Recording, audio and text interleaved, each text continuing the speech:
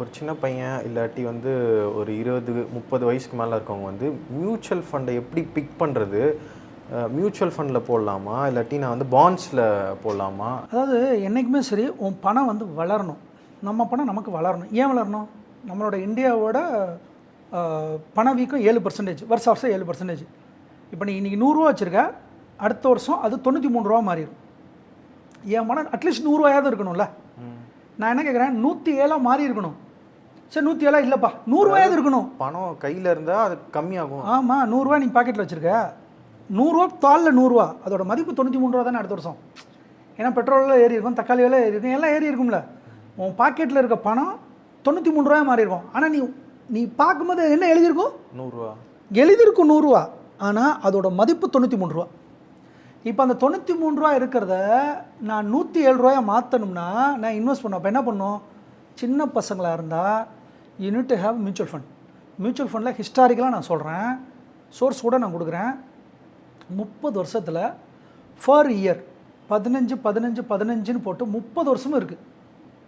There are stocks, I mean funds are there. இண்டெக்ஸில் போடுப்பா, வெறும் இண்டெக்ஸ், யாரை பற்றி கவனிக்காத, இண்டெக்ஸில் போடு 12%. மிட் கேப் ஃபண்டில் போட்டுரு, மிட் கேப் ஃபண்டில் போட்டுரு 14%, ஸ்மால் கேப்பில் போட்டுரு 16%. நான் சொல்கிறது வருஷம் 16%. என்னோட இன்ஃப்ளேஷன் 7%. ஆனால் இப்போ எல்லாரும் எஃப்டியில் தானே போடுறாங்க. அதான் தெரியலையே, அதுதான் சொல்கிறேன்னா எஃப்டி இஸ் -2%. என்னோட 7% அங்கிட்டு போயிட்டுருக்கு, FD 5%, I am sitting with 2% -2%. அப்போ நான் என்ன பண்ணணும்? என் பணத்தை வளர வைக்கணும்னா நான் மியூச்சுவல் ஃபண்டில் போட்டு இப்படி வளர்ந்துட்டு அப்படியே கட் பண்ணி எடுத்து பார்ஷியலாக then I need to shift to bond. பாண்டில் போட்டால் எனக்கு மாதம் இன்கம் வரும், புரியுதா? அது அப்போ ஓகே, அதுதான் நீங்கள் வந்து பர்சனலாக ஃபாலோ பண்ணியிருக்கீங்க. அதை தான் நான் பர்சனலாக ஃபாலோ பண்ணேன். எப்போ நான் வீட்டுக்கு வரணும், நான் யாருக்கிட்டையும் வேலைக்கு போகக்கூடாது, நான் யாருக்கிட்டையும் அடிமையாக இருக்கக்கூடாது, என் காலில் நானே உட்காரணும். நான் முடிவு எப்போ எடுத்தேன்னா, என் பணத்தை எனக்காகவே வேலை செய்ய விட்டா என்ன, என் பணத்தை எனக்கே வேலை செய்ய விட்டா என்ன அப்படின்னு சொல்லி நான் 36 வயசுலேருந்து அப்படியே கன்வெர்ட் பண்ணேன். ஒரு வெப்சைட்டாக போய் பார்த்தேன். அதுக்கப்புறம் தான் பார்த்தேன் இந்தியா பாண்ட்ஸுங்கிற வெப்சைட்லாம் பார்த்தேன். இந்தியா பாண்ட்ஸ்னு ஒரு வெப்சைட் இருக்குது. அதில் பார்த்தீங்கன்னா உனக்கு 0 கமிஷன். வேறு எந்தெந்தெல்லாம் சென்னையில் கூட சில பேர் பாண்ட் சேல் பண்ணுறாங்க, அது எல்லாமே யூனிட் டு செக். செபியோட அப்டேட்டட் பாண்ட் லிஸ்ட் வந்திருக்கு. இப்போ மூணு நாளைக்கு முன்னாடி கொடுத்துருக்கு. இந்தந்த பாண்டு ஹோல்டர்ஸு பாண்டு லிஸ்ட்டு தான் செல் பண்ணணும், இவங்களாம் செல் பண்ணக்கூடாது. ஆனால் சென்னையில் பல பேர் செல் பண்ணுறாங்க. That is not approved. Okay, அப்போ அப்ரூவ்டான இருக்கிறதுல இப்போ இந்தியா பாண்ட்ஸ் இருக்குது. அதெல்லாம் கமிஷனே கிடையாது. இப்போ நீ போடுற 10,000 உங்ககிட்டேருந்து கமிஷன் எடுக்க மாட்டாங்க. இந்த பாண்டு செல் பண்ணுறாங்களா அந்த company, they will take it their commission. So இது எதுக்கு? என்னோட பேசிவ் இன்கம் வரணுங்கிறதுக்கு தான் நான் இதை பண்ணேன். ஸோ இப்போ நான் வந்து அதில் வந்து இப்போ 1.8 crore போட்டிருக்கேன்னா மாதம் 1,80,000 அது பாட்டுக்கு வந்துட்டுருக்கோம். நீ எதுவுமே பண்ண வேணாம், நீ பாட்டுக்கு உட்காந்துருக்கலாம். அப்போது 40 வயசு 36லேருந்து 40 ஆகும்போது அந்த டிரான்ஸ்ஃபர்மேஷன் வரணும். சரி, டிரான்ஸ்ஃபர்மேஷன் வரணும்னா என்ன அர்த்தம்? பணம் இருக்கணும். பணம் வேணும்ல. பணம் எப்படி வரும்? 21 வயசுலேருந்து உன்னோட மியூச்சுவல் ஃபண்டை பெருக்கிக்கிட்டே இருக்கணும். ஆனால் எனக்கு என்னென்னா ஒரு மாதிரி பயமாக இருக்குது. திடீர்னு வந்து இன்வெஸ்ட் பண்ணுவேன், மார்க்கெட் சல்லுன்னு இறங்கும். அது பார்த்தானே எனக்கு ஐயோ ஏன் தான் இதை இன்வெஸ்ட் பண்ணுன்ற மாதிரி ஒரு மாதிரி நைட்டெலாம் தூக்கமே வராது. ஸோ அந்த மாதிரி டைமில் வந்து திருப்பி போய் இன்வெஸ்ட் பண்ணணுமா இல்லை அது வித்ட்ரா பண்ணணுமா? மார்க்கெட் வந்து இறங்கினாலும் திரும்பி சொல்லிட்டேன், மார்க்கெட் இறங்கினா you need to be happy. நீ எப்போ மைனஸில் போகுது, நான் அதுக்கு வெரி குட். ஒரு மைனஸில் போகும்போது தான் it is for you, it is opportunity. மைனஸில் போனால் என்னது? It is opportunity for you. மேலேயே போய்ட்டுருக்கு. நான் ஒரு எடுத்துக்காட்டு சொல்கிறேன். 2019 மார்க்கெட்டுக்கு என் ஃப்ரெண்டை ஒருத்தனை கூப்பிட்றேன்.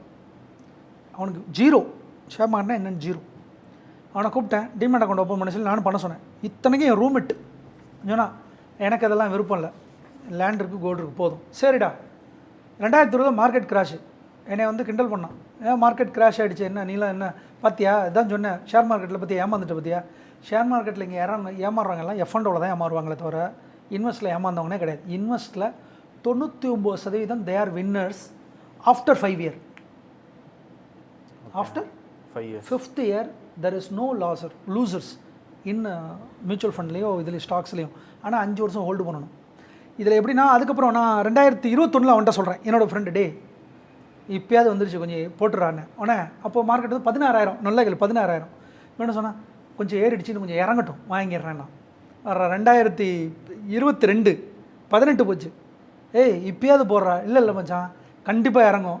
நான் கூட யோசித்தேன், சரி இறங்கும் இறங்கும்போது போடுவான் போல இருக்கு. டைமுக்கு வெயிட் பண்ண இறங்கணும்னா போட்டுக்கலாம்னு வெயிட் பண்ணிட்டு இருக்காங்க.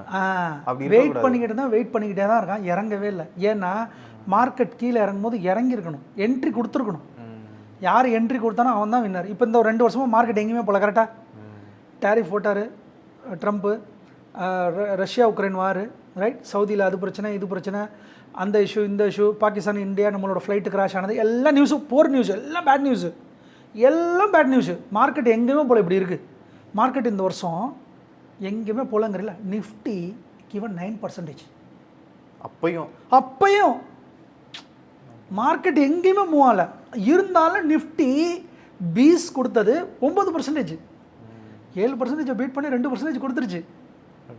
அப்போது நான் என்ன சொல்கிறேன்னா, மார்க்கெட்டு அப்போ இந்த வருஷத்தில், இந்த 2 வருஷத்தில் யாரெல்லாம் மார்க்கெட்டுக்குள்ளே என்ட்ரி ஆனாலும் தேர் ஆர் பிரில்லியன்ட். ஆனால் 22 இறங்கிட்டு ஐயோ நான் தப்பு பண்ணிட்டேன்னு நினைக்கிறான் பாரு, தப்பு பண்ணிட்டேன்னு நினைக்கிறான். அவன் தப்பு பண்ணல, ஆக்சுவலாக அவன் அந்த மைண்ட் செட்டை மாற்றிட்டு நான் கரெக்டாக தான் பண்ணுறேங்கிறத அவன் உணரணும். ஆமாம், மார்க்கெட்னா இப்படி இறங்கி இப்படி போகும், இப்படி இறங்கி தான் இறங்கும். ஹார்ட் பீட் எப்படி இறங்கி போகும்? ஹார்ட் பீட் எப்படி இறங்கும்? கீழே மேலே கீழே தானே. மார்க்கெட்னா அப்படி தான் இருக்கும். எனக்கு தெரிஞ்சு ஹார்ட் பீட்டு நம்ம லைஃபே அப்படி தான், ஒரு டைமில் மேலே போகும், ஒரு டைமில் கீழே வரும். ஸோ அந்த டைமில் நம்ம பொறுமையாக இருக்கிறது ரொம்ப ரொம்ப முக்கியம்னு நினைக்கிறேன். நம்ம அந்த டயத்துலேயும் நம்ம வந்து பேஷன்ஸாக இருக்கணும். மார்க்கெட்டில் ஒன்றே வந்து ரொம்ப பேசுகிறதுக்குலாம் ஒன்றுமே இல்லை. எவன்லாம் மார்க்கெட்டை கண்டுக்கலையோ வின்னர்ஸ். அதான் நான் சொல்கிறேன்னா, நான் வந்து பல புக்ஸும் நான் படிச்சிருக்கேன். ஓகே, அமெரிக்காலாம் புக்ஸ் எல்லாம் நான் படிச்சிருக்கேன். நிறைய மில்லினியர்ஸோட ஸ்டோரி எல்லாம் படிக்கிறேன் நான். எல்லாத்துலையும் போய் கேட்குறாங்க. ஒரு சாதாரண செப்பல் போட்டு ஒரு ஃபேமிலி ஒருத்தவங்க வர்றாங்க, ஒரு ஃபினான்ஷியல் அட்வைசர்கிட்ட வர்றாங்க. அவனை ஃபினான்ஷியல் அட்வைசர் கேட்குறான். பார்த்தாலே ஏழை மாதிரி தெரியுது அவங்கள. என்ன வேணும் அப்படி இலக்காரமாக என்ன வேணும் வேணும், என்ன பேச வந்தீங்க, என்ன ஃபினான்ஸ் எதாவது பண்ணுமா, ஏதாவது என்ன ஐடியா வேணுமான்னு அவங்க கேட்குறான். அவங்க சொல்கிறாங்க, இல்லை சார் எங்கள்கிட்ட ஒரு கார்பஸ் இருக்குது, என்ன பண்ணுறதுன்னு தெரில அப்படிங்கிறாங்க. இவன் ஓப்பன் பண்ணுறான். ஓப்பன் பண்ணி பார்த்தா மில்லியன்ஸ் ஆஃப் டாலர். அப்போ அவன்கிட்ட கேட்குறான், நீங்கள் வந்தது காரில் வரல, டாக்ஸியில் வந்தீங்க, ஆளை பார்த்தாலும் இது மாதிரி இல்லை, ஆனால் அக்கௌண்ட்டில் இவ்வளோ இருக்கே எப்படி அப்படின்னு சொல்லும்போது அவங்க என்ன சொல்கிறாங்கன்னா, நாங்கள் மெனக்கெடவே இல்லை, நாங்கள் போரிங்காக இருந்தோம், நாங்கள் இன்வெஸ்ட்மெண்ட்டை போரிங்காக ட்ரீட் பண்ணோம். மாதம் $1200 60 வயசில் 20 வயசுலேருந்து 60 வயசு வரையும் நாங்கள் எஸ்ஐபி போட்டுக்கிட்டே இருந்தோம். அவ்வளோதான், முடிஞ்சு. போரிங்காக இருக்கணும் இன்வெஸ்ட்மெண்ட்டு, ரொம்ப போரிங்காக இருக்கணும், பட் லாங் பீரியடாக இருக்கணும். இது நான் சொன்னது ஒரு ஆள் இல்லை, 100 பேர்த்துட்டு எடுக்கப்பட்ட பேட்டி. இது எல்லாரும் சொன்ன ஒரே தகவல் என்னென்னா, automated, they made their SIP in automated. என்னென்ன? PF automated. உன் சம்பளம் வரும், உன் பிஎஃப் பிடிக்கும். உன் பிஎஃப் நீ கண்டுக்கவே மாட்டே தெரியுமா? ஏன்னா உன் சம்பளம் வந்து 70,000 விழுகும், உன் பிஎஃப் 700 பிடிச்சிக்கும். அந்த 700 நீ மதிக்க மாட்டேன். இந்த 70,000 நான் எப்படி செலவு பண்ணலாம்? ஆனால் கடைசியில் அந்த 700 தான் பெருசாக வந்து நிற்கும். நீ கடைசியில் 70,000 வாங்கிட்டு கடைசியாக போய் உன் பேங்க் அக்கௌண்ட்டில் 10 வருஷம் கழிச்சு என்னென்னு பார்த்தீங்கன்னா 10,000 இருக்கும். உன் பிஎஃப் அக்கௌண்ட் ஓப்பனா 12 லட்சம் இருக்கும். ஏன்னா 12 லட்சமா? அடக்கடவுள், இந்த 700 12 லட்ச ரூபா சம்பாரிச்சு வச்சுருக்கு. 70,000 வாங்கினேன், நான் 10,000 தான் வச்சுருக்கிறேன். ஸோ சின்ன அமௌண்ட்டாக இருந்தாலும் டிஸ்டன்ஸை கொடுத்தீங்கன்னா வின்னர் ஆகலாம். ஆக்சுவலாக நீங்கள் ஒரு பாயிண்ட் சொன்னீங்களா அந்த பிஎஃப் பற்றி, அது வந்து செம்ம நல்ல பாயிண்ட். ஏன் அப்படின்னா, அவர் வந்து இன்வெஸ்ட்மெண்ட் எதுவுமே பண்ணல, கிரெடிட் கார்டு மட்டுமே யூஸ் பண்ணிருக்காரு. ஆனால் அவர் திடீர்னு வேலையை விட்டு தூக்கிட்டாங்க. கடைசியில் அவருக்கே தெரியல நமக்கு ஒரு பிஎஃப் இருக்குன்னு. கடைசியில் அந்த பிஎஃப் தான் ஆக்சுவலாக அந்த கைக்கு. ரீசெண்டாக நான் பேசினேன் எல்லாத்துலேயும் நான் கேட்குற மொதல் வார்த்தை, did you check your PF? ஏன்னா இன்றைக்கி பசங்களாம் பிஎஃப் செக் பண்ணுறதில்ல. ஏன்னா அதுக்கு மேலே ஒரு மரியாதை கிடையாது பிஎஃப் மேலே. ஏன் மரியாதை இல்லை? அதான் சொல்கிறேன், போரிங். நீ எப்போ மரியாதை கொடுத்து எக்ஸல் ஷீட்டை போட்டு நைட்டு உட்காந்து கண்ணு முழிச்சு விளக்கெண்ணெய் ஊற்றி ஒரு ஸ்டாக்கை செலக்ட் பண்ணி போட்டினா கோவிந்தா தான். 15% தான் கிடைக்கும். எதை பற்றியும் கண்டுக்காமல் விட்டுட்டின்னா யூஆர் த வின்னர். அதுதான் பிஎஃப்பில் நடக்குது. இப்போ பிஎஃப்லேயும் பார்த்தீங்கன்னா வேலண்டரி பிஎஃப்னு இருக்குது. உங்கள் ஹெச்ஆர்கிட்ட போய்ட்டு அதுக்கு ஒரு ஃபார்ம் இருக்குது, ஃபார்மை ஃபில் பண்ணிவிட்டு என் சேலரியில் ஆக்சுவலாக 12% பிடிப்பாங்க பிஎஃப்பில்.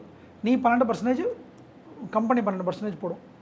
அவங்கள்ட்ட நீ என்ன பேசிக்லேருந்து சேலரியிலேருந்து உங்கள் கம்பெனியில் என்ன சொல்லணும்னா, அந்த அமௌண்ட்டை எனக்கு 20% மாற்றிக்கன்னு சொல்லு. Voluntary PF. அதே தான் விபிஎஃப். எவ்வளோ தெரியுமா வரும்? க்ரோர்ஸில் வரும் தம்பி. நீ ஒன்றும் இல்லை, நீ நினப்ப என்னது 1500 பிடிச்சா இவ்வளோ வருமா? ஏன்னா 7.7% காம்பவுண்டிங். உங்களுக்கு வந்து தெரியுமா, நான் 6 வருஷம் வேலை பார்த்தேன். 3 கிரெடிட் கார்டு. அந்த கிரெடிட் கார்டுக்கு சேலரி வந்தோன்னே அப்படியே இது பண்ணிட்டே இருப்பேன். இங்கே இருக்கிறத தூக்கி அங்கே, அங்கே இருக்க தூக்கி இங்கே. அது பார்த்தா நான் பிஎஃப்லேருந்து காசு எடுப்பேன். நான் பண்ண பெரிய தப்பாக தான் நினைக்கிறேன். பார்த்தியா? ஏன்னா PF is a boring instrument. நீ கண்டுக்காமல் நம்ம வந்து மட்டம் தட்டின இன்ஸ்ட்ருமெண்ட்டு தான் இங்கே வின் ஆகுது. எதெல்லாம் பார்த்து பண்ணணுமோ அது ஜெயிக்க மாட்டேது. அப்போ என்ன அர்த்தம்னா, சின்ன அமௌண்ட்டாக இருந்தாலும் அதான் சொல்கிறேன், 30 வருஷம் 1000 ரூபாய் போட்டினா நீ கோடீஸ்வரன். 30 வயசில் போய்ட்டு நான் 10,000 மாதம் போட்டினாலும் கோடீஸ்வரன் ஆக முடியாது. அதான் உண்மை. சில பேர் சொல்லுவான் கிரிப்டோவில் போடு, எஃப்என்டோவில் போடு. தயவு செஞ்சு யாரையும் நான் சொல்கிறேன், இன்றைக்கும் சரி சென்னையில் நான் பல நியூஸ் படிக்கிறேன். பல ஃபேமிலி வந்து பல பேர் செய்யக்கூடாத காரியம்லாம் பண்ணுறாங்க. வீட்டை வைக்கிறாங்க, கோல்டு வைக்கிறாங்க, மனைவியோட இதை வைக்கிறாங்க, பென்ஷன் பணத்தெல்லாம் போட்டு அவன் சொன்னான் இவன் சொன்னான் சேனலில் சொல்லன்னு ட்ரேடிங் பண்ணிகிட்டு இருக்காங்க. ட்ரேடிங்னா என்னது? இந்த இதெல்லாம் சொல்கிறது, இந்த வாங்குங்க அதை வாங்குங்க, நாளைக்கு இதாகும். துபாயில் இருக்கிறது உங்களுக்கு கால் வரும். துபாயில் வந்து நாங்கள் ஷேர் மார்க்கெட்டில் அமெரிக்கன் ஸ்டாக்கில் பண்ணுறோம் சார், நீங்கள் அமெரிக்கன் இதில் மார்க்கெட்டில் வந்து எங்கேஜ் ஆங்க. ஆனால் படித்த பையன் தான் அங்கே போகிறான். ஆட்டோ டிரைவர் போல்,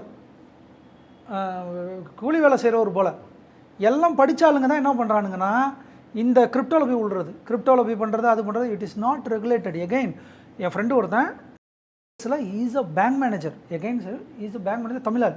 ஓகே, சிங்கப்பூர் பேங்க். அது மாதம் 15 லட்சம் சம்பளம். மாதம் 15 லட்சம். கும்பகோணத்தாள். மாதம் 15 லட்சம். அவன் பக்கத்தில் நம்மளால் டச்சே பண்ண முடியாது, அவ்வளோ ரிச் அவன் எனக்கு ஒரு ஸ்க்ரீன்ஷாட் தான் எனக்கு அனுப்பிச்சான். ஓகே, ஸ்க்ரீன்ஷாட்டு 84 லட்சம் லாஸு. எதனால்? அதாவது இவனை வந்து ஒருத்தவங்க அப்ரோச் பண்ணியிருக்கான் ஒருத்தன். ஓகே, இந்த வெப்சைட்டு சார் நாங்கள் இதெல்லாம் பண்ணுறோம், நீங்கள் ஒன்றும் இல்லை ஒரு $5000 மட்டும் எங்களுக்கு டெஸ்ட் பண்ணி பாரு, நீங்கள் டெஸ்ட் பண்ணி பண்ணுங்கள் சார். சார் $5000 போச்சு சார், 10,000 கொடுத்துட்றேன் சார். நீ என்ன நம்ப 5000 போனால் 10,000 தரானா? லூசார் சார் போட்டு போப்போன்னு சொல்லி என்ன பண்ணுங்க 5000 கொடுத்துருக்கான். அடுத்த நாள் 7000 இருக்குது. நம்பர்ஸ் தான் காமிச்சிருக்கான், நம்பர்ஸ். ஓகே, அது அவனோட வெப்சைட்டே. $7000 காட்டினோன்னே $7000 சார் பார்த்தீங்களா $7000 சார் அப்படின்னோடனே, சரி சார் இப்போ நீங்கள் கண்டினியூ பண்ணுறதா கண்டினியூ பண்ணுங்கள், இல்லாட்டி நீங்கள் வித்ட்ரா பண்ணிக்கலாம்னோடனே இவன் அடிச்சிச்சு மைண்டு, சைக்காலஜியாக பண்ணி அவன் எமோஷனலாக ப்ளே பண்ணிட்டான். உடனே சரி அப்போ என்ன பண்ணலான்னொடனே அடுத்த நாள் வந்து ஒரு $30,000 போடலான்ட்டு $30,000 இவனோட அக்கௌண்ட்டில் இருக்கிறது எல்லாத்தையும் கொஞ்சம் கொஞ்சமாக வீட்டில் இருந்த பணம், சேர்த்த பணம், மியூச்சுவல் ஃபண்டு எல்லாத்தையும் கட் பண்ணி எல்லாத்தையும் அதில் போட்டிருக்காரு தலைவர். கடைசியில் போட்டு ஒரு நாள் அவன் எல்லாத்தையும் இவனோட கேப்பபிலிட்டி தெரிஞ்சிச்சு அவனுக்கு, இவ்வளோ எடுக்க முடியும். எடுத்ததுக்கப்புறம் மார்க்கெட் கிராஷ்னு சொல்லி டாலர்ஸ் எல்லாம் கிராஷ் ஆகுது சார்னு சொல்லி ஸ்டாப் லாஸ் ஹிட் ஆகலை அப்படின்னு சொல்லி ஜஸ்ட் 84 லட்சம் லாஸ்ட். ஈவன் அவன் படித்த பையன் இங்கிலீஷ் மீடியம், அவன் பக்கத்தில் அவன் பக்கத்தில் நானும் 10th அவனும் நானும் ஒன்றா தான் படித்தான். அவன் இங்கிலீஷ் மீடியம், நான் தமிழ் மீடியம். அவன் எதில் போய் விழுந்தான் பாரு. அதனால் குவிக் மணின்னு யாராவது ஒருத்தனுக்கு ஃபோன் பண்ணான்னா ஃபஸ்ட் யூனிட் டவுட். யாராவது ஒரு ஆள் 12% முதல்ல நீ டவுட் பண்ணணும். அதாவது இந்த மாதமே 12% வருது, நீ டவுட் பண்ணணும். வருஷத்துக்கு 12% எவனா சொல்கிறானா அக்செப்ட் இட். அதனால சொல்கிறேன், பாண்டில் போனோம்னா அவனுக்கு வந்து வருஷத்துக்கு 11% சேஃப் இன்ஸ்ட்ருமெண்ட் போட்டோமா, பாண்ட்லேருந்து இன்ட்ரெஸ்ட் வருதா, அந்த இன்ட்ரெஸ்ட் எடுத்து மியூச்சுவல் ஃபண்டு போட்டோமா, அந்த இன்ட்ரெஸ்ட் எடுத்து இண்டெக்ஸில் போட்டோமா, அந்த இன்ட்ரெஸ்ட் எடுத்து கோல்டு பீஸில் போட்டோமான்னு போகலாம். That is better. ஸோ எனக்கு என்ன புரியுதுன்னா, இப்போ எதுவுமே வந்து சீக்கிரமாக கிடைக்காது. கண்டிப்பாக கிடைச்சா அது நிற்காது, கண்டிப்பாக கிடைக்காது. ஒருத்தன் கொடுக்குறான்னா அது வந்து ஃப்ராடு. ஏன்னா இந்தியாவில் அப்படி ஒரு இன்ஸ்ட்ருமெண்ட்டே கிடையாது தம்பி, இன்ஸ்ட்ருமெண்ட்டே கிடையாது. குவிக் மணி பண்ணுற இன்ஸ்ட்ருமெண்ட்டே கிடையாது. அப்படி எவனோ ஒருத்தன் பண்ணுறான்னு வச்சுக்கவேன், சொல்கிறேன் பண்ணுறான்னு வச்சுக்கேன். இப்போது ஒரு சிட் ஃபண்ட் ஒருத்தர் நடத்துகிறாரு, சொல்கிறாரு சார் நான் வந்து மாதம் 12% தரேன். எப்படி மாதம் 12% தரேங்கிறாரு. என்ன பண்ணுவார், பான்சி ஸ்கீம் கேள்விப்பட்டிருக்கேன். பான்சி ஸ்கீம் கேள்விப்பட்டதில்ல இல்லை? பான்சிங்கிறது ஒரு சயின்டிஃபிக்கலி ட்ரூ. என்னென்னா உங்ககிட்டேருந்து 10,000, அவர்கிட்டேருந்து 10,000, என்கிட்டேருந்து 10,000, அவர்கிட்டேருந்து 10,000. இந்த 10,000 வாங்கிட்டு என்னோட 10,000 உனக்கு, அவரோட 10,000 அவருக்கு திருப்பி வந்துக்கிட்டே இருக்கும் நம்ம பணமே நம்மக்கிட்ட. ஓகே, இது பேர் பான்சி. இதை கண்டுபிடிக்கிறது 3 வருஷம் ஆகும். புதுசாக வரவனோட பணம் நமக்கு ரிட்டர்ன் வாங்கிட்டே இருக்கும். நீ என்ன நினச்சிட்டு இருப்ப, இன்ட்ரெஸ்ட் வருதுன்னு நினச்சிக்கிட்டே இருப்ப. நீ இன்ட்ரெஸ்ட் வருதுன்னு இன்ட்ரெஸ்ட் இல்லை, புதுசாக ஜாயின் பண்ணுறவனோட பணம் ரொட்டேட்டில் வந்துக்கிட்டே இருக்கும். இது இப்போ இருக்கா? இருக்குது. அதுதான் சிட் ஃபண்ட் நடத்துறது. சிட் ஃபண்டில் அப்போ என்னன்னா, அப்போ நீ சொல்லுவேன் நான் இன்ஸ்ட்ருமெண்ட்டே இல்லைன்னு சொல்கிறேன்ல சார், நீங்கள் இன்ஸ்ட்ருமெண்ட்டே இல்லைங்கிறீங்க. சிட் ஃபண்டில் ஒருத்தர் வாங்கிட்டு இருக்காரு, இதான் கதை. கொடுத்துக்கிட்டே இருப்பார். ஒரு கட்டத்தில் 500 கோடி 600 கோடி வந்தோடனே அவனோட கெப்பாபிலிட்டி அவனுக்கு தெரியும், இவ்வளோ தான் அவனோட டார்கெட், அவ்வளோதான் தெரிஞ்சதுக்கப்புறம் அந்த கடைசி ஆளோட கரெக்டாக ஸ்டாப் பண்ணுவான். இங்கே ஸ்டாப் பண்ணா இங்கே ஸ்டாப் பண்ணால் அந்த சைக்கிள் அப்படியே அங்கே போகும். உன்னோட இடத்துல எல்லாம் போகும். மாதம் வராது. எல்லோரும் கொஷின் பண்ணுவீங்களா, டவுட்டு கேட்பீங்க, என்ன சார் ஆச்சுன்னு. இத்தனை மாதம் கொடுத்தோம்னா சார் கொஞ்சம் வெயிட் பண்ணுங்கள் அப்படிமா. 3 மாதம் ஆகும், 6 மாதம் ஆகும். அதுக்குள்ளே அந்த போர்டை எடுத்துகிட்டு அவன் எஸ்கேப். அவனோட எய்ம் என்ன பண்ணா, முதல்ல உனக்கு கொடுத்தான்ல, முதல்ல உனக்கு ரொட்டேஷனில் கொடுத்தான்ல, அது என்னென்னா மீன் பொறி. பெருசாக ஒன்று எடுத்தான்ல அதுதான் மீன். அதாவது பெரிய மீனை பிடிக்கணும்னா சின்ன மீனை போட்டு தான் மீனை பிடிக்கணும்பாங்கள்ல, அதுதான் அவன் பண்ணது. ஸோ குவிக் மணி ஒருத்தன் கொடுக்குறான்னா அவன் ஏதோ பெருசாக ஏதோ பண்ண போகிறான்னு அர்த்தம். So don't trust any one quick மணியில். ஸோ உங்களோட வியூ என்ன? இப்போ பர்சனல் லோன் எடுக்கிறாங்க சில பேர், கிரெடிட் கார்டெலாம் யூஸ் பண்ணுறாங்க, அதில் உங்களோட வியூ? சரி, பர்சனல் லோனு எதுக்கு எடுக்கிறாங்கன்னு அதான் எனக்கு புரியல. பர்சனல் லோனு போனாலே உனக்கு 12% மேலே, கரெக்டு தானே? பர்சனல் லோன் எவ்வளோ பர்சன்டேஜ்? 12, 15. ஓப்போ 15%, 16லாம் போகுது. நான் பர்சனல் லோன் எடுத்திருக்கேன், அது வந்து 11%. எப்போ 3 வருஷத்துக்கு முன்னாடி. எனக்கு ஒன்று தெரியுமா, பர்சனல் லோனு 15%, கோல்டு லோன்லாம் வந்து கம்மி. ஏன்னு சொல்லு, பர்சனல் லோனில் there is no asset you are giving to bank. நீ எதையுமே கொடுக்கல, ஆமாம், பேங்க் ஒன்றை நம்பி கொடுக்குது. ஆமாம். அதனால் அது பர்சனல் அக்கௌண்ட்டு, பர்சனல் லோனு. அதனால் 15% ஜாஸ்தி. 15% லோனில் நீ கொடுத்துட்டீங்கன்னா யூ ட்ராப். எப்படி காம்பவுண்டிங் பவர் மார்க்கெட்டில் வேலை செய்தோ அதே மாதிரியே லோனு பேங்க்குக்காக வேலை செய்யும். Bankers are very intelligence.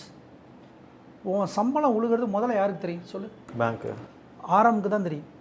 உன்னோட ரிலேஷன்ஷிப் மேனேஜர் தெரியும். உடனே உனக்கு ஒரு எஸ்எம்எஸ் வரும், உனக்கு ஒரு லிங்க் வரும், உனக்கு கால் பண்ணுவார். உனக்கு கால் பண்ணி முதல்ல என்ன சொல்ல, ஏன்னா உன்னோட என்ன சம்பளங்கிற அந்த ப்ரைவசி யாருக்கு முதல்ல தெரியும், அவருக்கு தான் தெரியும். முதல்ல உனக்கு கால் பண்ணுவார். மிஸ் செல்லிங் பண்ணுறதுக்கு என்ன பண்ணால், ஃபஸ்ட்டு யூலிப் ப்ராடக்ட்னு ஒன்று கொடுப்பார், யூனிட் லிங்க்டு இன்சூரன்ஸ் பிளான். நம்ம வீட்டில் கருவாடையும் சாம்பாரையும் சேர்த்து பண்ணுவாங்களா வீட்டில்? ஒரு காலில் ஷூவையும் இன்னொரு காலில் செப்பலையும் போடுவோமா? பண்ண மாட்டோம். ஆனால் சத்தியமாக சொல்கிறேன், எழுதி தரேன், இந்த வீடியோ பார்த்துக்கிட்டு இருக்க இதில் எத்தனை பேர் யூலிப்புங்கிறத கமெண்ட் போட சொல்லு. Everybody has ULIP product. யூலிப்னா என்னென்னு சொல்லுவாங்கன்னா, உன் மேனேஜர் ஒன்று கால் பண்ணுவார், சார் இத்தனை வருஷம் இவ்வளோ அமௌண்ட்டு போடுங்க, 15 வருஷம் கழித்து உங்களுக்கு இவ்வளோ அமௌண்ட் வரும். ஓகே, அது அதில் இன்சூரன்ஸும் கவர், இன்வெஸ்ட்மெண்ட்டும் கவர். அதான் சொல்கிறேன், கருவாடையும் சாம்பாரையும் மிக்ஸ் கொடுத்துருவார். அதில் என்னன்னா, அவருக்கு என்ன லாபம்னா, உன் பணத்தை மார்க்கெட்டில் போடுவார். போடுறதுக்கு market charge, admin charge, mortality charge, insurance charge, unit charge, admin சார்ஜுன்னு 16 சார்ஜஸ்ஸு. நீ போடும்போதே 50,000ல் 12% அவுட்டு. அந்த 12% அவருக்கு பாக்கெட்டில்.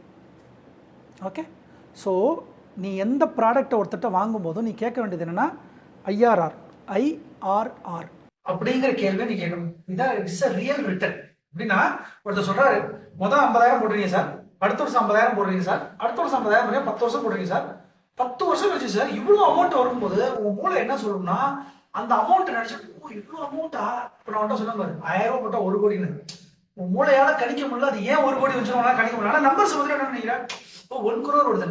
அதே மாதிரி இவர் என்ன பண்ணுவார்னா, 50,000 போட்டுட்டு இவ்வளோன்னு சொல்லுவார்ல, ஆக்சுவலாக அது அவ்வளோ கிடையாது. டோட்டலாக ஐஆர்ஆர் என்னன்னா, யூனிட் ப்ராடக்ட் பேங்க் அவன் கொடுக்கறது எல்லாமே இட் இஸ் 7% ஆர் 6%.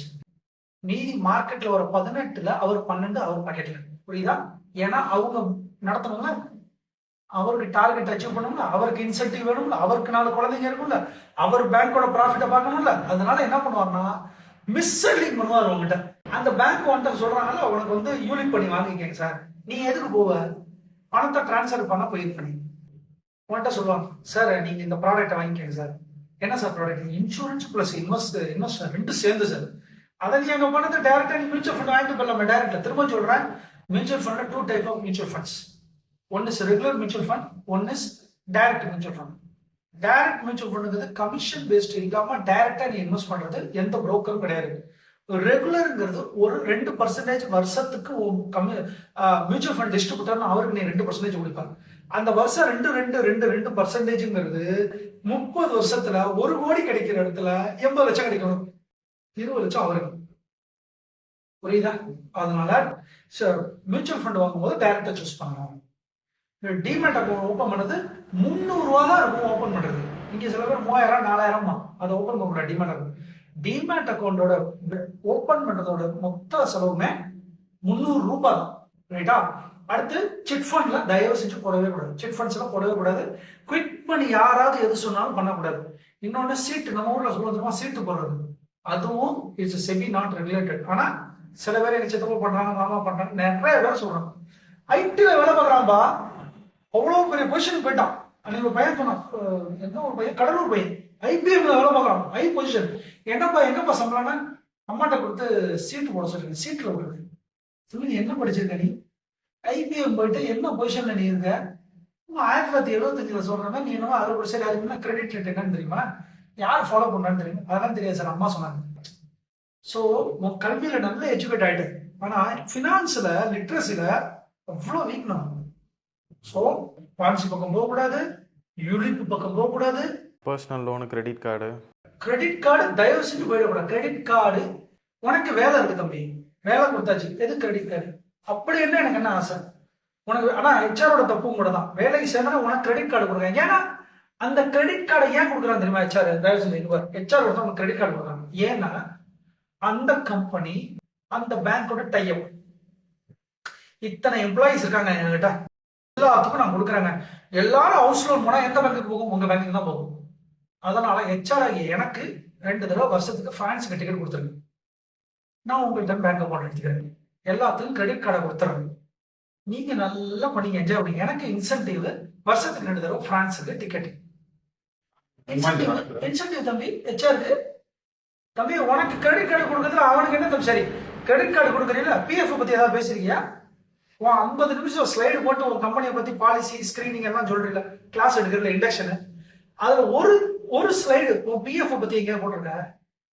உன் பிஎஃப் இவ்வளவு பிடிக்கும், ஃபார்ம் 13, ஃபார்ம் 19, ஃபார்ம் 11, இதெல்லாம் இதுக்கெல்லாம் இருக்கு, பிபிஎஃப்னா என்ன, இவ்வளவு போட்டா இவ்வளவு வரும் சொல்லுறாங்களா?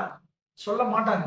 ஏன்னா நீயும் காசை ஏங்கி ஏங்கி ஏங்கி இருந்தாதான் அந்த கம்பெனில நீ அங்க நிக்க முடியும், அப்பதான் அந்த கம்பெனிக்கு லாபம்.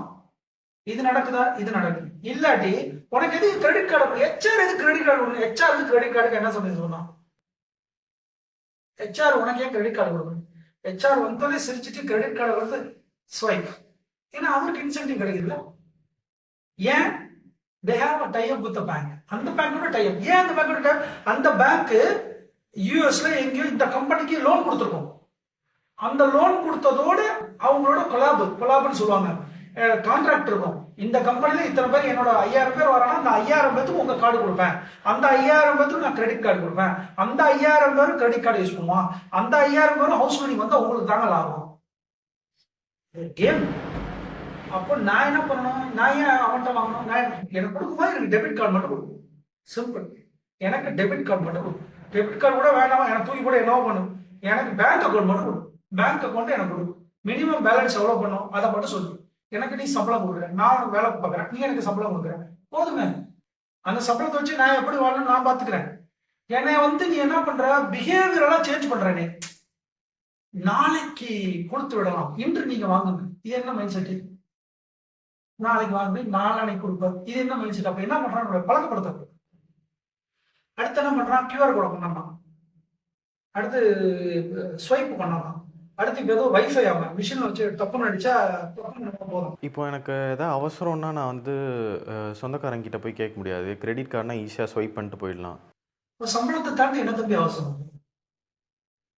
சம்பளம் இருக்கே தம்பி, நீ நீ எனக்கு வேலையே இல்லை அப்படின்னு சொல்லி எனக்கு கிரெடிட் கார்டு கொடுத்தா பரவாயில்ல. நான் தான் வேலையில இருக்கேன், மாசம் சம்பளம் வாங்குறேன், அப்படி என்ன அர்ஜென்ட்? அப்படின்னா நான் என்ன பண்றேன்னு நான் சொல்லட்டுமா? நான் கார் வாங்கியிருக்கேன், இஎம்ஐ கட்டுறேன், என் வீட்டுல 15-30 பேண்ட் சட்டை. தம்பி, ஒரு மனுஷனுக்கு 5 வருஷத்துக்கு 6 பேண்ட் 10 சட்டைக்கு மேல 6 வருஷம் தேவையில்லை. எத்தனை சட்டை? 15. நான் சொல்றது 10 வருஷத்துக்கு தம்பி. 7 பேண்ட் 6 சட்டை போதும். ஆனா என்ன தெரியுமா இங்க நடக்குது?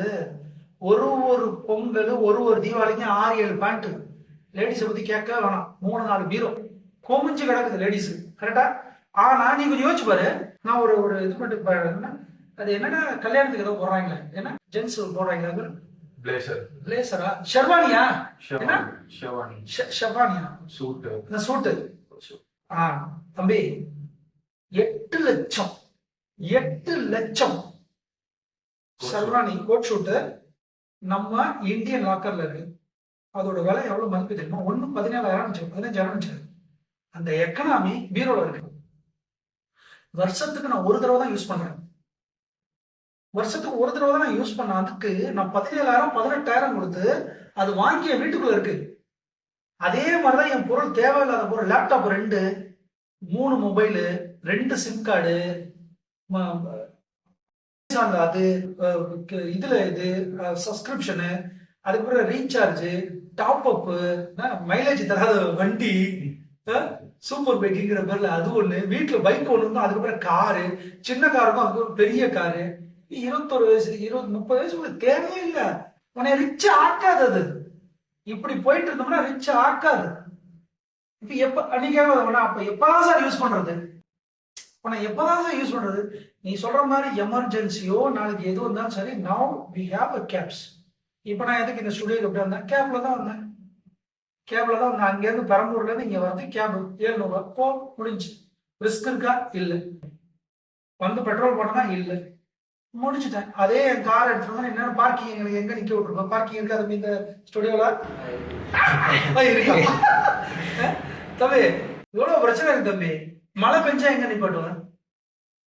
காரை வாங்கிட்டேன், மழை பெஞ்சு, எத்தனை மழை பெஞ்சிச்சு, இன்சூரன்ஸ் எவ்வளவு லாக் ஆச்சு தெரியுமா தம்பி? இன்சூரன்ஸ்காரன் பிழைக்கிறான் தம்பி, கார் கம்பெனிக்காரன் பிழைக்கிறான் தம்பி. நமக்கு என்ன தம்பி? நம்ம எப்ப பிழைக்க போறோங்கிற? அப்போ என்னோட சம்பளத்துக்கு எனக்கு இவ்வளவு போதும். நான் ரிச் மைண்ட் செட்ல நான் என்ன பண்றேன்? ஃபேக் ரிச் இல்லாம ரிச் மைண்ட் செட்ல என்னோட 20 வயசு 21 வயசுல இருந்து நான் 3000 போடுறேன். 40 வருஷம் நான் கோடீஸ்வரனா இருப்பேன். 40 வருஷம் நான் காரை வாங்கிக்கிறேன், பீச் பக்கமா ஒரு ஃபிளாட்டை வாங்கிக்கிறேன், ஒரு காஃபியை குடிக்கிறேன், வீட்டுல 2 மேடை வச்சுக்கிறேன், நிம்மதியா நம்ம குழந்தைங்களோட ஸ்கூலுக்கு அனுப்பி விட்டு உட்கார முடியும். இது வாழ்க்கையா? இல்ல எல்லாத்தையும் முன்னாடியே எல்லாத்தையும் குட்டிச்சோரா பண்ணிட்டு நான் சொல்றேன் பாரு, நீ சென்ட்ரலுக்கு போ, சென்னை சென்ட்ரல், சென்னை எக்மோர் போ. பார்த்துருக்கியா? பெக்கர்ஸ் எல்லாம் பார்த்துருக்கியா? அவங்களோட வயசு என்ன? கொஞ்சம் ஏஜ்டா இருப்பாங்க. ஏன் எல்லாருமே ஏஜ்டா இருக்காங்க சொல்லுவோம்? இந்த மிஸ்டேக் பண்ணாலும் கடைசியில நினைப்போம். பிள்ளைங்கள்ட்ட கடைசியில கையேந்தி பிள்ளைங்க கடைசியில முதியோர் இடத்துக்கு அனுப்பி விட்டு, அந்த முதியோர் இடத்துல இருக்க விருப்பம் இல்லாம பிச்சை எடுத்து பொழைச்சிக்கலான்னு சில பேர் இங்க கிளம்பிட்டாங்க. அதுல மதிப்புமிக்க நம்ம தமிழ் சமூகம் பல பேரு நல்லா வாழ்ந்து, நான் சொல்றேன் தமிழ் ஆசிரியர்கள், தமிழ் டீச்சர், நல்ல தமிழ் டீச்சர் பிள்ளைங்களை படிக்க வச்சுட்டு ரயில்வே ஸ்டேஷன்ல பிளாட்ஃபார்ம்ல உட்காந்துருக்கிறாரு திருச்சியில. ஏன் பசங்க யாரும் கவனிக்கல? ஏன் கவனிக்கல? பாடம் எடுக்க தெரிஞ்ச அவருக்கு நிதியில என்ன பண்ணணும்னு தெரியல. அப்ப பசங்களை கையேந்தி நிற்கும் பசங்க என்ன பண்றான்? வந்த பொண்டாட்டி என்ன சொல்லலாம் அதானே கேட்பான். அப்போ ஃபினான்ஸ் தான் நமக்கு அடிப்படையே. எஜுகேஷன் தாண்டி எஜுகேஷனும் முக்கியம். தம்பி கல்வியை பத்தி எல்லாரும் பேசியாச்சு. கர்மவீரா காமராஜர் வந்துட்டாரு, கலைஞர் கருணாநிதி வந்துட்டாரு, எம்ஜிஆர் வந்துட்டாரு, நிறைய பேர் பேசிட்டு தம்பி. நிதிக்கு யாராவது பேர சொல்லுங்கப்பா, நிதிக்கு யாராவது பேர சொல்லுங்க. இவர் பேசிட்டாரு, இவரால இன்னைக்கு இவ்வளவு பேர் பணக்காரன் ஆயிட்டான், யாராவது சொல்லுங்க. ஏன்னா கல்வியை பத்தி பேசி பேசி பேசி பேசி நம்ம என்ன பண்ணிட்டோம்? கல்வியை கொடுத்துட்டோம், எல்லாத்துக்கும் கல்வியை கொடுத்துட்டோம். இப்போ நான் பணக்காரன் ஆகணும், பணக்காரன் எடுத்து வழி சொல்லு. அதுதான் சொல்றேன், ரிச் டாட் புவர் டாட் தயவு செஞ்சு படிச்சிருங்க. தமிழ்ல இருந்தா தமிழ்ல படி, ஆடியோனா ஆடியோல கேட்டுரு. உங்க பிள்ளைங்களுக்கு மோனோபோலி கேமை கொடுத்துரு. பிள்ளைங்களை சின்ன வயசுல புரிய வச்சிரு. உனக்கு இப்போ கல்யாணம் ஆயிடுச்சு, குழந்தை பிறந்துருச்சு, 2 லட்சத்தை போட்டு ஸ்டாக்கை வாங்கிட்டு லாக் பண்ணி விட்டுரு, யூஸ் ஐடி பாஸ்வேர்டை மறந்துரு. இப்ப நான் சொல்றதெல்லாம் வேத வாக்கு, எழுதி வச்சுக்க, மாற்றுக்கிறதே கிடையாது. 20 வயசு ஆயிடுச்சு, எஸ்ஐபி 1000 ரூபாய்க்கு தொடங்குது, 2 பேர் சம்பளம் வாங்குற, 1.5% தூக்கி எஸ்ஐபில போடு. இதை பண்ணு போதும். நீ 40 வயசுல 3 கார் வாங்கி உட்காந்துக்க, ஒரு பிரச்சனை இல்லை. 3 கார் வச்சுட்டு உட்காந்துக்க, ஓன் ஹவுஸ்ல இப்படி உட்காந்துக்க.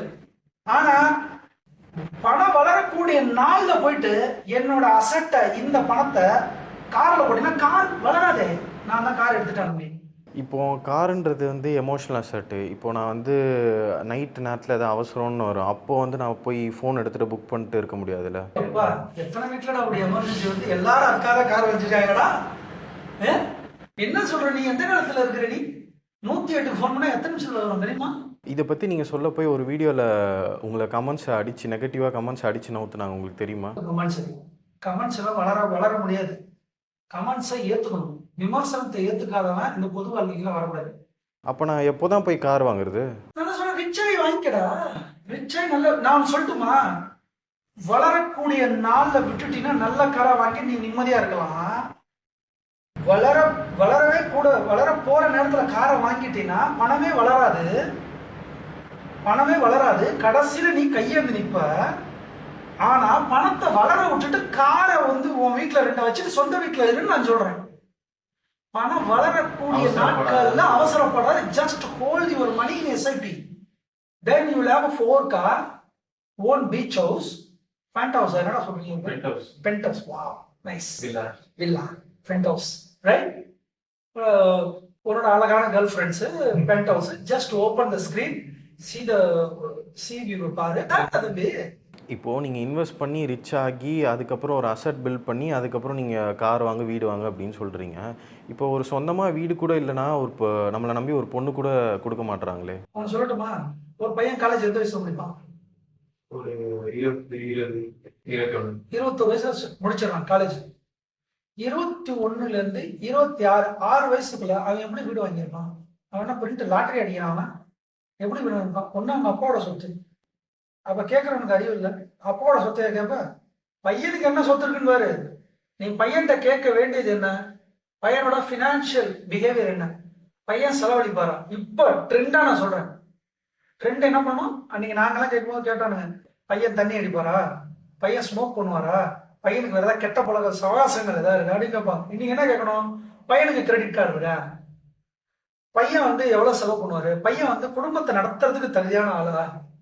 வீடு எப்படி இருந்தாலும் நீ வாங்கிடுவ. நீ எப்படியா இருந்தாலும் ஃபியூச்சர் நீ எப்படி இருந்தாலும் வாங்குவ. ஆனா உன்னை ஒருத்தன் ஃபோன் பண்ணும் போதே ஒரு பொண்ணு வீட்டுக்காரன் ஒருத்தன் கேட்டான். அவனே ஒரு எடுத்துக்காட்டு கேட்டான், வீடு இருக்கான்னு கேட்டான். நான் என்ன கேட்கிறேன், எக்ஸ்பெக்டட் வச்சுக்கிட்டு ஒரு ரிலேஷன்ஷிப் வந்துட்டு வருது. அந்த ரிலேஷன்ஷிப் எப்படி இருக்கு? வரும்போதே எக்ஸ்பெக்டேஷன், வந்ததுக்கு அப்புறம் எக்ஸாம்பிள் நான் சொல்லட்டுமா? அவ்வளோ எக்ஸாம்பிள்ஸ் இருக்கு. வரும்போதே ப்ரெஷர், பொண்ணு வீட்டுல இருந்து வீடு வாங்க சொல்லி வீடை வாங்கிட்டாரு. கல்யாணம் ஆன உடனே ப்ரெஷர், 5 பவுன் நகை. 5 பவுன் நகை முடிஞ்சோடனே ப்ரெஷர், கார் வாங்க சொல்லி. அந்த பொண்ணு தேவையா? இல்ல மாப்பிள்ள வேலையில இருக்காருன்னு ஒழுக்கமான பையங்கன்னு சொல்லி வர்ற பொண்ணு தேவையா? எதை செலக்ட் பண்ணுவேன்? எந்த அசட்டையுமே எதிர்பார்க்காம நம்மளை நம்பி வராங்களே, அதுதான் உன்னோட ரியல் பார்ட்னர். கேட்டுட்டு என்னொன்னு அந்த கௌரவத்துக்காக வருது பத்தியா? அந்த கௌரவம் வாழ்நாள் முழுக்க உன் கௌரவத்தை தேடியே போகும். அதுல நீ விழுந்துட்ட திருப்பி எழுந்திருக்கவே முடியாது. இப்ப நாங்கெல்லாம் கல்யாணம் பண்ணும்போது இப்ப என்னோட ப்ரொஃபைல் நீ எப்படி இருக்கு? நீங்க எப்படி கொண்டு கொடுத்தாங்க? பையன் நல்ல பையங்க, கஷ்டப்படுற பையங்க, எங்க ஃபாரின் எல்லாம் போயிட்டு பாவம் கஷ்டப்பட்டு திருச்சியில 2 இடம்லாம் வாங்கி அப்படிதான் நீ எல்லாம் போட்டு கொடுத்தாங்க. பையன் தெருவுல எல்லாம் கேட்டு விசாரிப்பாங்க, ஹார்ட் ஒர்க் பண்ணுவாங்க. எப்படி வீடு கிடையாது தம்பி, வீடு கிடையாது, கார் கிடையாது. நான் வந்து இதுல கல்யாணத்துக்கு கூட போட்டு போல, என்னோட கல்யாண போட்டோ கூட நான் கொடுக்குறேன், கார். சோ இது வந்து வரக்கூடிய பார்ட்னரை how you are going to choose. ஆனா பார்ட்னரை நீ இப்படி செலக்ட் பண்ணிட்ட, நீ கேட்கறதெல்லாம் கொடுக்குற பார்ட்னரை நீ மாறிட்ட, வெரி டஃப். நான் சொல்றேன், இது ஆண்களுக்கும் பொண்ணு பெண்களுக்கும் ஃபியூச்சர் டஃப். ரொம்ப விலை கொடுத்து வாங்குறேன்னு அர்த்தம். ஏன்னா ஒருத்தன் கேட்கறான் வீடு வேணுமான்னு கேட்கறான். அப்ப அவனோட எக்ஸ்பெக்டேஷன் என்ன ஆயிடுச்சு? அசட்டுன்னு தெரிஞ்சிருச்சு. அசட்டு தான் தெரிஞ்சிருச்சு. தம்பி அன்னைக்கு ஆம்பளை பயலுக்கு என்ன கேட்டானுங்க? பவுன் எத்தனை போடுறீங்கன்னு கேட்டாங்கன்னா இல்லையா? அதை நம்ம சமூகம் என்ன சொன்னிச்சு? தமிழ் சமூகம் பெண் அடிமைன்னு சொன்னிச்சா இல்லையா? இன்னைக்கு அதே பையன் மேல வீடு இருக்கான்னு, அதே என்ன அடிமை? அதுவும் ஆண் அடிமை தன்மை தானே. அதை யார் பேச போறாங்க? எத்தனை பேர் பேச போறாங்க? யாரும் பேச மாட்டாங்க. நம்ம தான் உட்காந்து பேசிட்டு இருக்கோம்.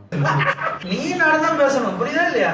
ஆனா எத்தனை ஆண்கள் வந்து இப்போ ஒய்ஃப் சொன்னாங்கன்னு சொல்லி லோன் எடுத்துட்டு உட்கார்ந்தவன், ஒய்ஃப் சொன்னாங்கன்னு சொல்லி கார் எடுத்து உட்கார்ந்தவன் இருக்காங்களா இல்லையா? ஆண் பாவம் பண்ணி கஷ்டம். திரும்பவும் சொல்றேன், பினான்சியல் மிஸ்டேக் பண்றது ஆண்கள் தான், பெண்கள் கிடையாது.